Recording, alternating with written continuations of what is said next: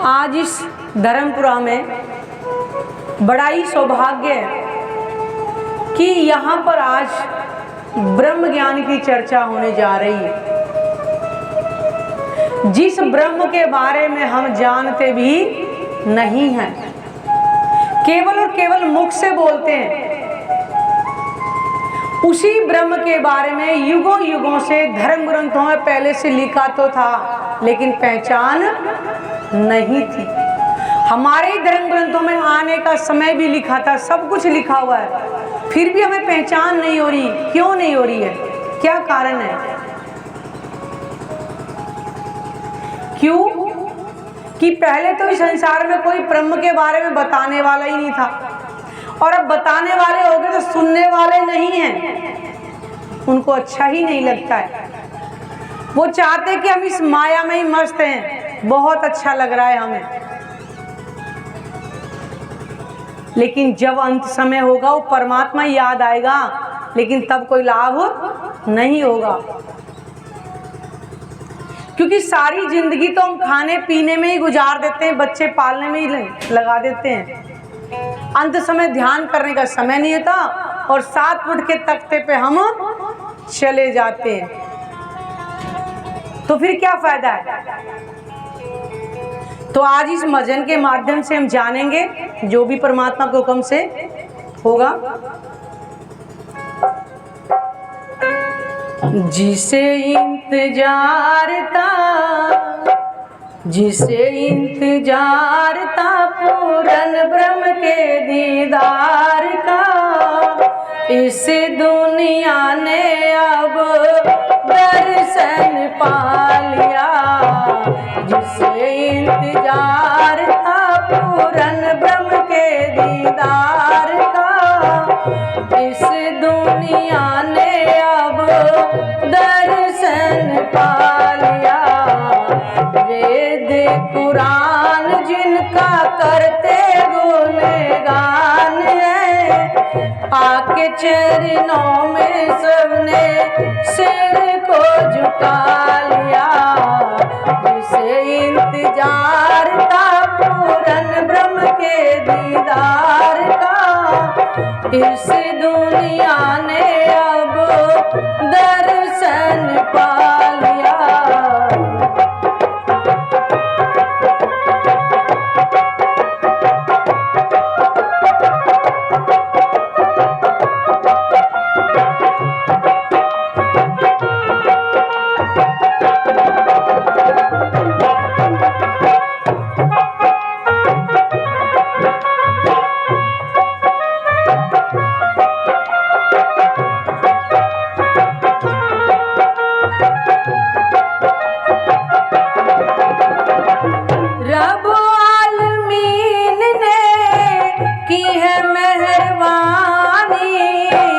आए साथ लेके अपनी गिरवानी,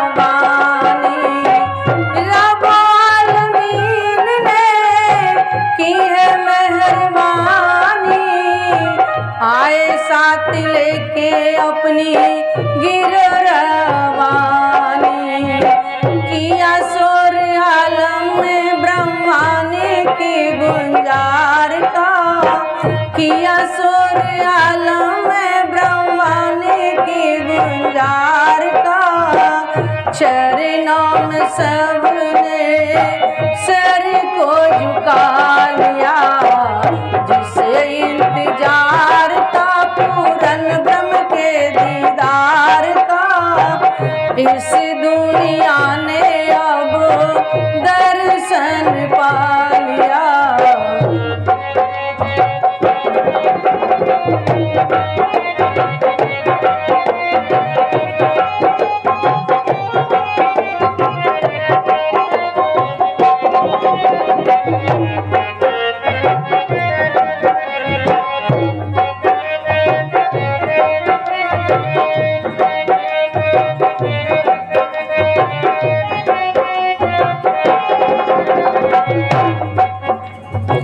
जिनको सभी कहते अगम निगम है, वो ही प्राणनाथ अल्लाह पूरन ब्रह्म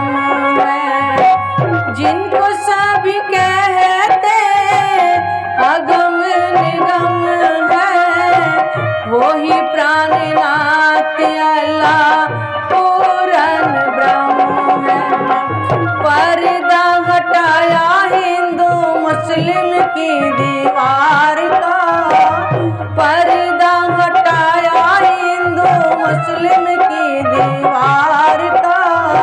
चरणों में सबने सर को झुका लिया, इसे इंतजार था पूरन ब्रह्म के दीदार का।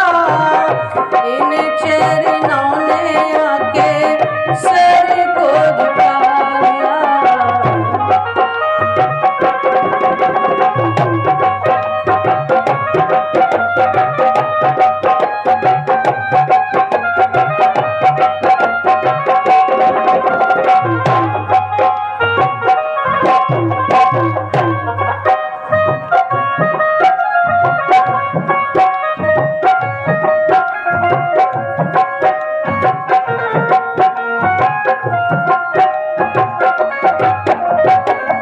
जब कायमी का दिन आएगा, सामने ही मेरा प्राण नाथ होगा। जब कायमी का दिन आएगा, सामने ही मेरा प्राण नाथ होगा। सभी मुक्त होंगे दर्शन करके सुख दाता का। सभी मुक्त होंगे दर्शन करके सुख दातार का। चरणों में सबने सर को झुका लिया, जिसे इंतजार था पूरन ब्रह्म के दीदार का। इस दुनिया ने अब दर्शन पा लिया, जिसे इंतजार था पूरन ब्रह्म के दीदार का। इस दुनिया में आके दर्शन पा लिया। बोलो श्री प्राणनाथ प्यारे की, सतगुरु महाराज की।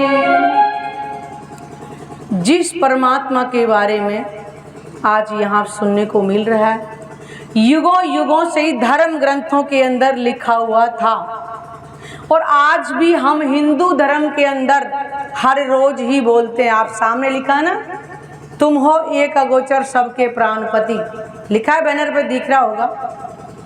हिंदू धर्म के अंदर रोज आरती बोलते हैं, एक हाथ में वो घंटी लेते हैं, एक हाथ में आरती लेते हैं, बोलते ना ओम जय जगदीश हरे, बोलते ना। तुम पूरन, तुम परमात्मा और तुम ही अंतर्यामी। पूरन हो और परमात्मा हो और तुम ही अंतर्यामी, यानी सब कुछ भूत भविष्य वर्तमान अंदर बाहर सबकी जानने वाले हो। और एक लाइन और आती है जो ये लिखा है, तुम हो एक अगोचर से, ये भी उसी आरती में आती है। तो जब वो एक ही अगोचर है और सबके प्राणों का नाथ यानी कि मालिक, तो परमात्मा एक ही हुआ ना फिर। तो ये क्यों सोच रहे कि प्रणामियों का ही परमात्मा होगा, तो और बाकियों का परमात्मा कौन है फिर? हर कोई कहता है एको ब्रह्म द्वितीय नास्ति, ये हिंदू धर्म ग्रंथ बोल रहे, और कृष्ण जी बोल रहे supreme truth God only one, वो भी फिर एक ही बोल रहे हैं। और मुस्लिम भी यही कह रहे कि कुल्लू अल्लाह है, तो वो भी कह रहे हैं अल्लाह केवल एक ही है। और सिख भी कोई कहते हैं एको पुरुष सबे नार, पुरुष केवल एक ही है।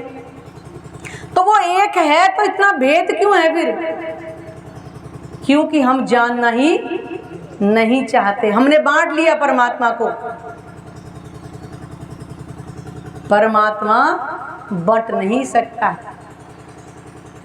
तो कह रहे जिसे इंतजार था, अमरनाथ की गुफा में शंकर भगवान ने उमा को सुनाया था जो ज्ञान, और उमा नहीं सुन पाई थी। वो कारण ही यही था कि वो ज्ञान आना ही कलयुग में था, यानी कि पूर्ण ब्रह्म परमात्मा अपना वांग में स्वरूप लेकर एक इस धरा पर आएंगे कलयुग में। और समय भी लिखा, भविष्योत्तर पुराण के अंदर लिखा हुआ है कि जब हिंदू मुस्लिम का आपस में विरोध होगा, तब वो चित्रकूट के पास रमणीय क्षेत्र पद्मापुरी धाम पन्ना जी होगा, मध्य प्रदेश में आप जाइएगा।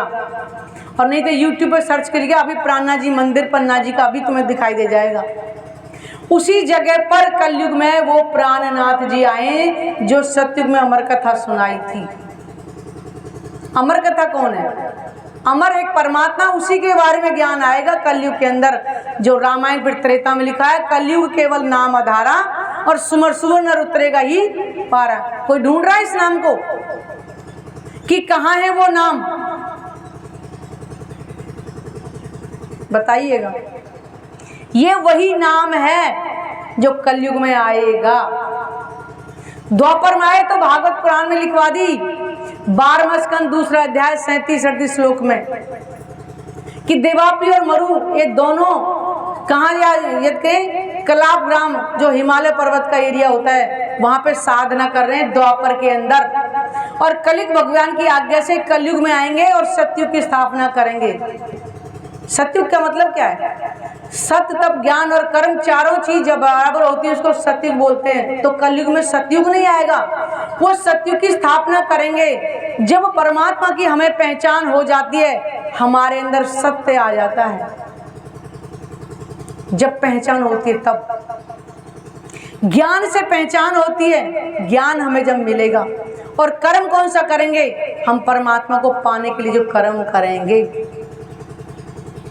और फिर हमारे अंदर वो सत्य यानी कि जो हम बार बार जो झूठ बोलते हैं वो हमारे अंदर से निकल जाएगी। सत्य तप ज्ञान और कर्म जब चारे चीज हमारे अंदर होंगी उसको सतयुग कहा जाता है।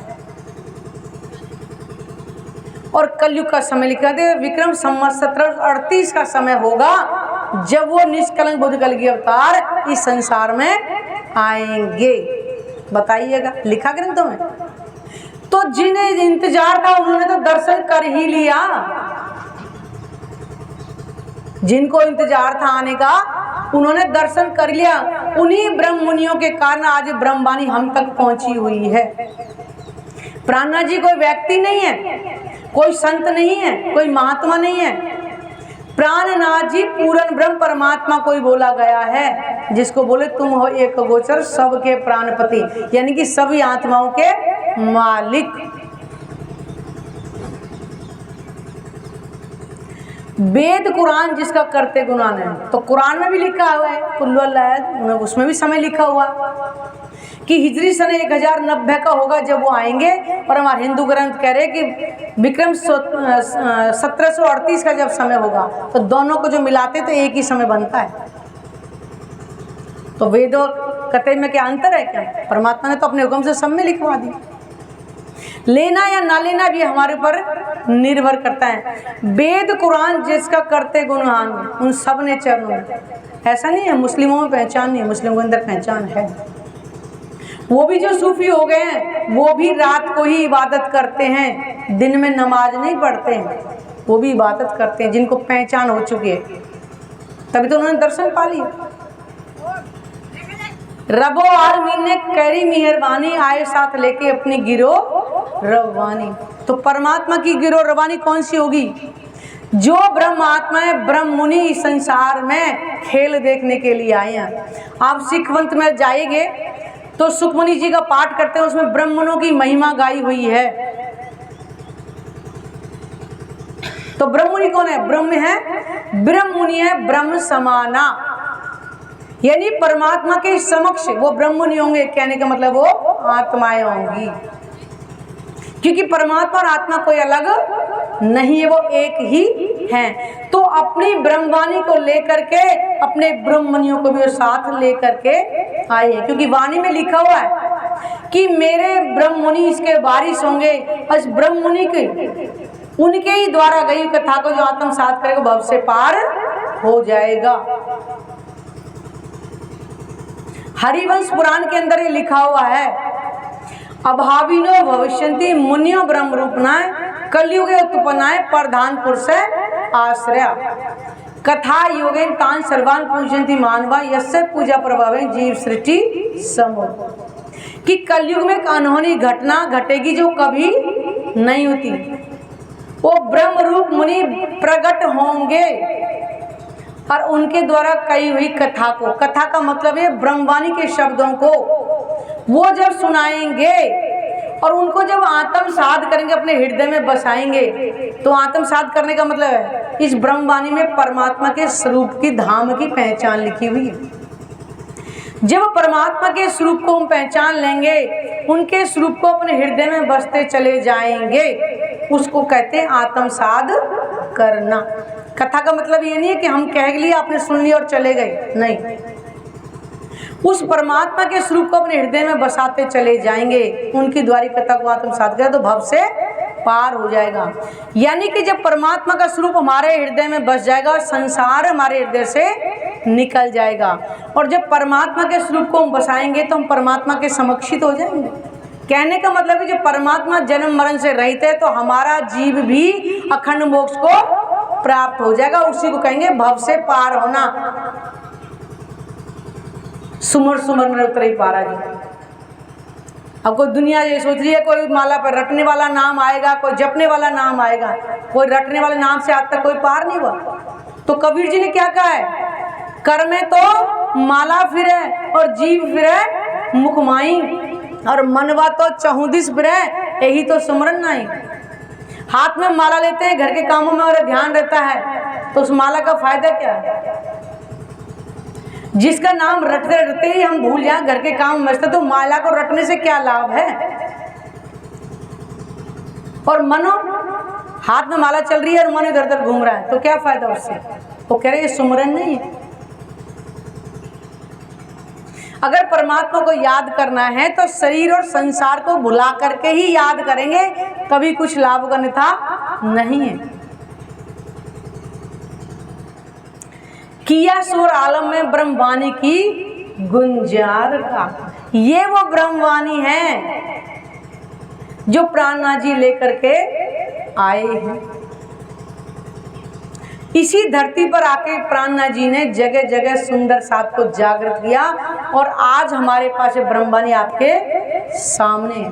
यही है जिसका शोर आज संसार में हो रहा है और दुनिया फिर भी नहीं जान पाई है। इन्हीं के प्राणनाथ जी होंगे जो वो कह रहे हैं कि सबका मालिक एक ना। देखो कितने सुंदर लिखा है, तुम हो एक अगोचर सबके प्राणपति। खाली पढ़ने के लिए नहीं है, हम ग्रहण करें आखिर क्या है। सबके प्राणों का नाथ एक ही है, एक ही था और एक ही रहेगा। जिनको सभी कहते अगम निगम है, परमात्मा यहाँ नहीं है, परमात्मा ऐसा नहीं है। अगम निगम कहकर ही छोड़ देते हैं। वही प्राणनाथ अल्लाह पूरन ब्रह्म है। हम भाषा के चक्कर में पड़ के हम उससे दूर होते जा रहे हैं। मत मानो अल्लाह को, परमात्मा तो मान लो, प्राणनाथ जी तो मानो, मत मानो। लेकिन भाषा के आधार पर कोई परमात्मा बट नहीं सकता है। अब देखा जाए तो ये जो पानी हम पी रहे हैंडपंप में से, ये हिंदुओं का मुस्लिम का हैंडपंप तो अलग है, लेकिन जमीन में तो पानी सब एक ही जैसा है। वो क्यों नहीं बांट रहे? बांट के दिखाओ। कोई भी है किसी में सामर्थ्य, हिंदुओं में या मुसलमानों में, कि पानी को बांट के देख लो, तुम हमारा ये हमारा तुम्हारा है? कोई ताकत है किसी की? जमीन के अंदर के पानी को बांट के दिखाओ।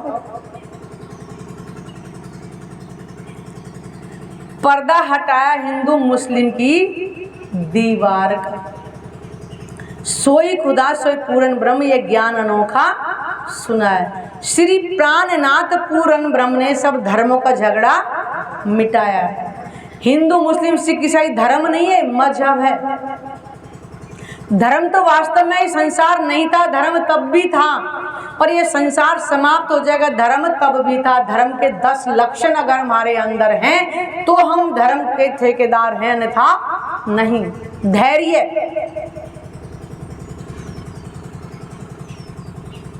राम भगवान की मर्यादा पुरुषोत्तम कहलाएगी।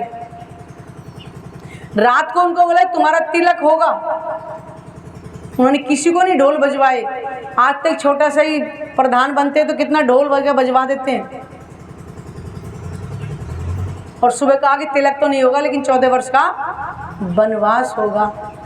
उन्होंने फिर किसी को नहीं कहा, क्यों रात तो तिलक हो रहा था, सुबह तो हम वनवास क्यों जाए हम? जैसे पिता के आज्ञा चल पड़े। कितना धैर्य था। आज हमारे अंदर है क्या?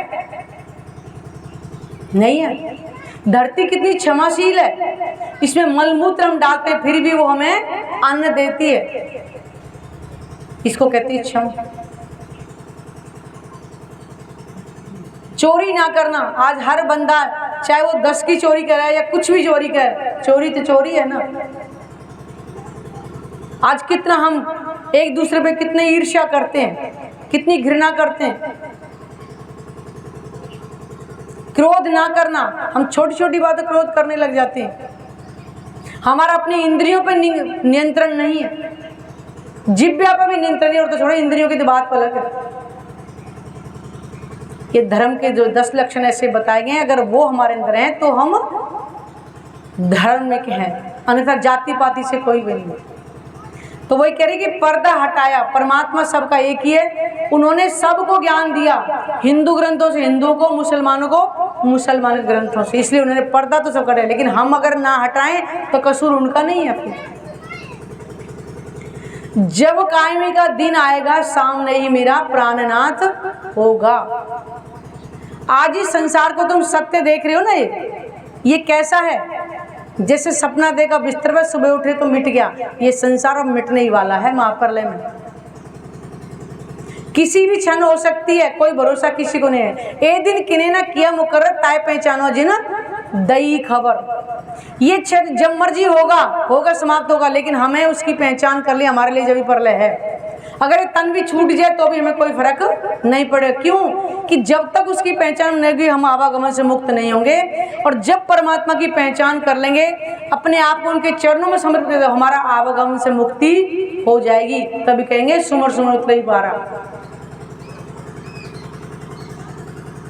और इस संसार को 8 वहिष्ठों का सुख मिलेगा, जो आज तक कभी नहीं मिला था। ये संसार न जाने कितने वर्षों से बनता और मिटता रहे। ऐसे ब्रह्मांड हुए ना, कह रहे ये ब्रह्मांड हुए, ये 3 ब्रह्मांड हुए जो अब ऐसे हुए ना होशी कभी। इन तीनों में ब्रह्म लीला भई, ब्रिज रास और जागनी।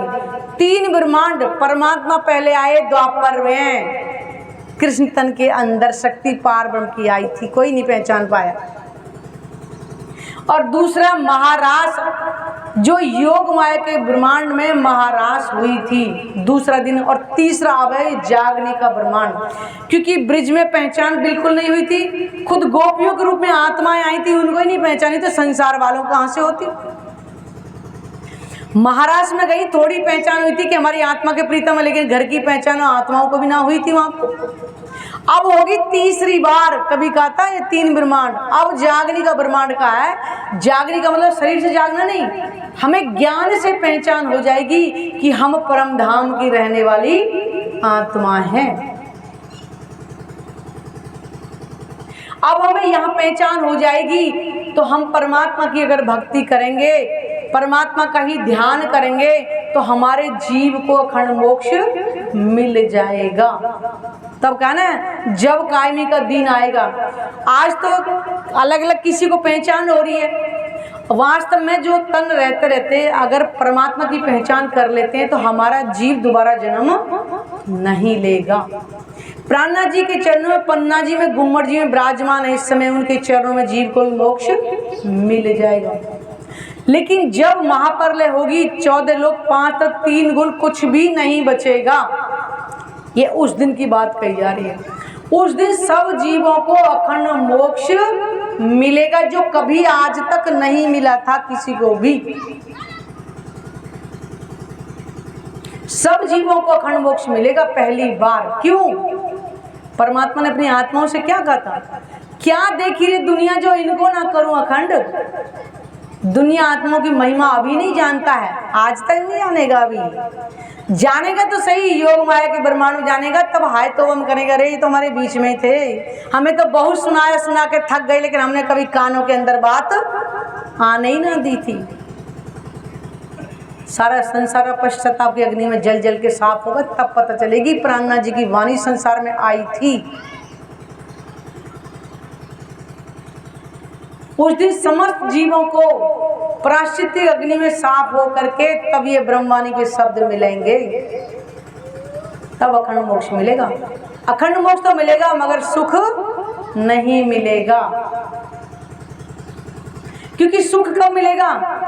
अगर हम तन के रहते रहते इस ब्रह्मवाणी के शब्दों को आत्मसात करेंगे, यानी कि पढ़ेंगे, जब पढ़ेंगे मंथन करेंगे, हमें अपनी पहचान होगी, अपने परमात्मा की पहचान होगी। और ध्यान के द्वारा ही जब उनको यहाँ हम दर्शन कर लेंगे और उसके बाद जब आनंद में रहेंगे तब उसको सुख कहेंगे कि पहले हमारी जिंदगी कैसी थी और अब परमात्मा के चरणों में रह करके हमारी जिंदगी कैसी चल रही है। जरूरी नहीं है उसके ऊपर कोई धन है, हीरे जवाहरात लटकेंगे, नहीं। उनके मन के अंदर जो शांति आती है, शाश्वत जो शांति होती है, उसका अनुभव होगा यहाँ पर। सभी मुक्त होंगे दर्शन करके सुख दातार का।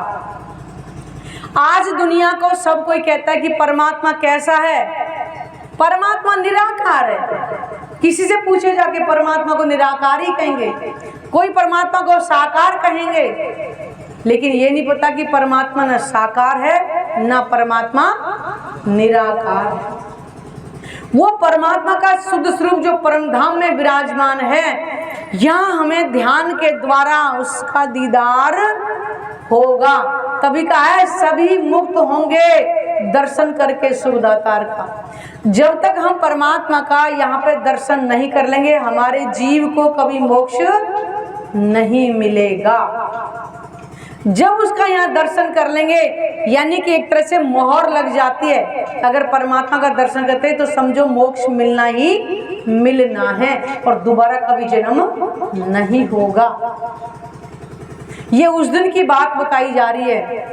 और परमात्मा का दर्शन करने के लिए आपको कहीं जप न तप न कहीं वनों में जाना है, ना बीवी न बच्चे न घर न परिवार, कुछ भी छोड़ने की आवश्यकता नहीं है।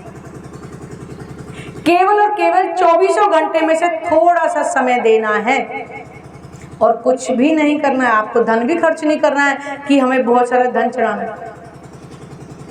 एक सामान्य सी पूजा अगर करवाते हैं किसी को बुला करके, उसमें भी हमें 5 तरह के फल, 5 तरह की मेवा, 5 तरह की मिठाइयाँ और 5 तरह के वर्ष और न जाने क्या क्या करना पड़ेगा। इसके लिए तो आपको कुछ भी नहीं करना पड़ेगा, केवल वाणी से उनके स्वरूप को पढ़ना है और आंख बंद करके थोड़ा सा समय सुबह शाम उसको ध्यान करना है। बताइए कितना आसान है परमात्मा को पाना। वो किसी से धन नहीं मांगता है, वो देता है कि मांगता है।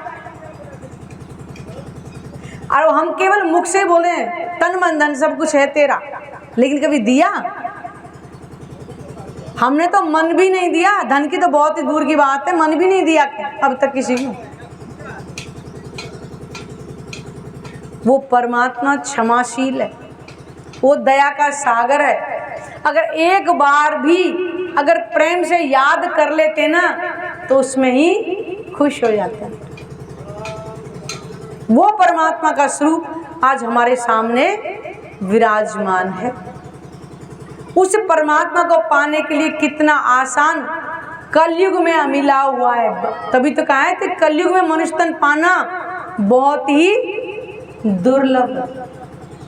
बड़े भाग मनुष्य तन पावा, सुर दुर्लभ सब ग्रंथन गावा। कलयुग में मनुष्य तन पाना, ये नहीं सोचना कि मनुष्य तन में पा करके दोबारा मनुष्य तन मिल जाएगा, तो बड़ी भूल है। अब जो मिला है, जब लग भूली वतन तब लग नाही दोष।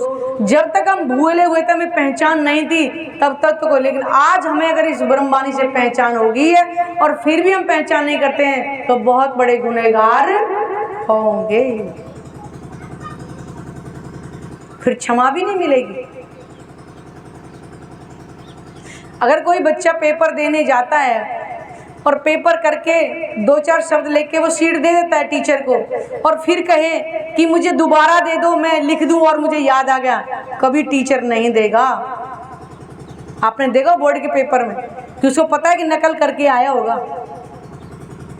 ऐसा ही अगर हमारे पास समय है, अगर रहते रहते नहीं मिला और हमसे समय छूट कर दोबारा मनुष्य तन मिलने वाला नहीं है, क्योंकि इस ब्रह्मवाणी को केवल मनुष्य तन के द्वारा ग्रहण किया जाए और किसी योनि में नहीं कर सकते हैं। क्या गाय भैंस हैं जो इस वाणी को सुन लेंगी? नहीं सुन पाएंगे। इसलिए मनुष्य तन की सार्थकता को समझें, बड़े भाग्य से मनुष्य तन मिला हुआ है। ये केवल खाने और कमाने के लिए नहीं है। घर गृहस्थी चलती रहेगी यूं ही। 24 घंटे में 2 घंटे परमात्मा को निकालो, बाकी 22 घंटे खूब छक्के माया के काम करो। कोई मना नहीं करता है, कोई नहीं कहता कि बाबा बन जाओ घर में, कोई नहीं कहता है। घर गृहस्थी काम करो, थोड़ा सा समय सुबह शाम निकालो केवल। क्या परमात्मा पाना इतना मुश्किल है? बताइएगा, यहाँ बैठे हैं जो भी, मुश्किल है क्या? कितना आसान है।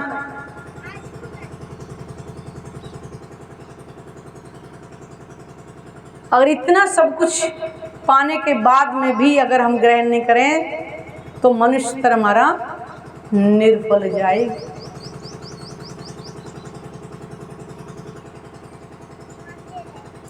परमात्मा की भक्ति के लिए ना आपको जप, न तप, न व्रत, न नियम, भूखे भी नहीं रहना है।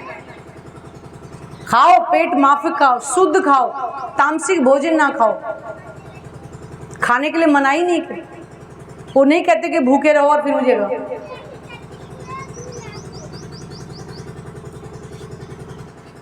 लेकिन थोड़ा सा समय निकालें, और वो समय केवल हमारे लिए हो, उसमें से कोई बांट नहीं सकता। अगर आप परमात्मा की भक्ति करते हो, इस संसार के धन में से जब जाओगे सब बंटवारा हो जाएगा एक एक चीज का। लेकिन परमात्मा की अगर भक्ति करोगे तो सब कोई नहीं बांट सकता, केवल केवल वही आपके साथ जाएगी और कुछ जाने वाला नहीं है। बताइए क्या करना चाहेंगे फिर? आज तक ना कोई किसी के साथ गया, ना कोई जाएगा। पहले युग में सती प्रथा थी, जबरदस्ती महिलाओं को जलाया जाता, अपनी मर्जी से नहीं होता। लेकिन वो भी कोई किसी के साथ नहीं जाता, उसकी हड्डी पे यही राख हो जाती थी। केवल जाता है तो कर्म जाता है, जो हमने अच्छे बुरे कर्म किए होते हैं। अब ये हमारे पर निर्भर करता है कि हम अच्छे कर्म करें या बुरे कर्म करें। तो क्यों ना हम उसी कर्म को करें जिससे संसार में दोबारा हमें आना ना पड़े। और वो है परमात्मा की अनन्य प्रेम लक्षणा भक्ति, जो गोपियों के रूप में हमें द्वापर में करी थी। इसी भक्ति से पार होंगे और कोई भक्ति नहीं कर सकती है। और वही जब अर्जुन श्री कृष्ण ने बोल रहे कि मुझे अब दोबारा जन्म नहीं चाहिए, क्योंकि इतना बड़ा महाभारत उन्होंने देख लिया था, तब कृष्ण जी ने क्या कहा था?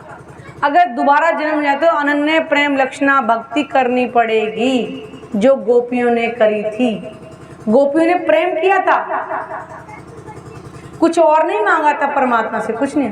क्योंकि कृष्ण जी के अंदर जो लीला करने वाले पार में जो द्वापर में आए थे और गोपियों के रूप में वो आत्माएं आई थी, उन्होंने केवल और केवल प्रेम किया था। उसी प्रेम के बल पर भव से पार हो गई थी। जिन बच्चे मोह ममताओं में हम लगे हुए थे, एक पल में बांसुरी सुनाई और हमने ऐसे ही छोड़ दिया था। प्रेम बहुत बड़ी ताकत है। आज हम उस प्रेम को केवल भूल गए और वो मैं बार बार याद दिला रहे कि तुम ही खेले ब्रिज रास में। अब आए कलयुग में तीसरी बार, ब्रिज में ज्ञान नहीं था, रास में नहीं था, और अब आए सब विद्वतन सहित, धाम की स्वरूप की लीलाओं की सबकी पहचान लेकर के अब आए कलयुग के अंदर। तभी तो कहा था शंकर भगवान उमा को जो बोल रहे थे, अमरनाथ गोस्वामी जी ने सुन पाई थी कि उमा कलीर धन्य, कलीर धन्य। क्यों? कि वो पार ब्रह्म स्वयं इस धरा पर कलयुग में आएंगे, इसलिए धन्य धन्य होगा।